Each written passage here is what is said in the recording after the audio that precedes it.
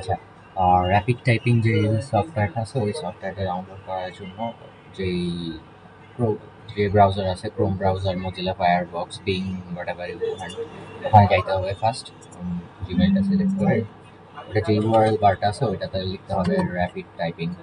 Rapid typing লিখলে প্রথমে যে একটা ওয়েবসাইট আসবে এই সফটওয়্যারটার আইকনটার মতো, এই ওয়েবসাইটটার মধ্যে প্রবেশ করতে হবে। আর এরকম ঠিক একটা ইন্টারফেস থাকবে। ইন্টারফেস থাকার পরে নিচে আসলে একটু নিচে স্ক্রল ডাউন করলে এখানে দেখা যাবে set up windows. Set up উইন্ডোজে দুইটা অপশন আছে, ডাউনলোড র্যাপিড টাইপিং 64 বাইট, আরেকটা হচ্ছে 32 বাইট। এখন আমি কোনটা ডাউনলোড দেবো এটা ডিপেন্ড করবে কম্পিউটারের কনফিগারেশনের উপর। আমার আমার ল্যাপটপটা হচ্ছে 60 বাইটের, আর কারো যদি 32 বাইটের হয় তাহলে সে 32 বাইটের দিবে। এখন এই 64 বাইট যে এটা কই থেকে দেখবো, আমি যদি দিস পিসিতে যাই, দিস পিসিতে যাওয়ার পর রাইট বাটন ক্লিক করে এখানে থেকে প্রপার্টিসে যাব।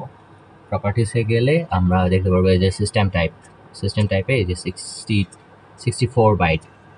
তো আমার এখানে আসলে এটা আমাদের কনফিগারেশন কত কত বাইটের সেটা দেখা যাবে। তো আমারটা 64 বাইট, আমি 64 বাইট ডাউনলোড দেবো। যাই এখানে ডাউনলোড র্যাপিড টাইপিং 64 বাইটটা ডাউনলোড করলাম। ডাউনলোড হওয়ার পরে এটাকে ওপেন করবো। ইয়াস, এখানে নেক্সট করে দিব, ফিনিশ। অবস্থা প্রথমে স্পেসটা দিতে হবে, তারপরে G H T Y G H T Y G H টি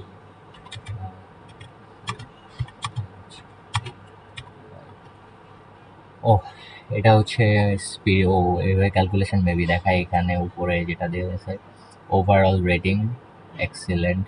ওয়াও। আর হচ্ছে এটা স্পিড মনে হয় 48টা, 10 ওয়ার্ডস পার মিনিট।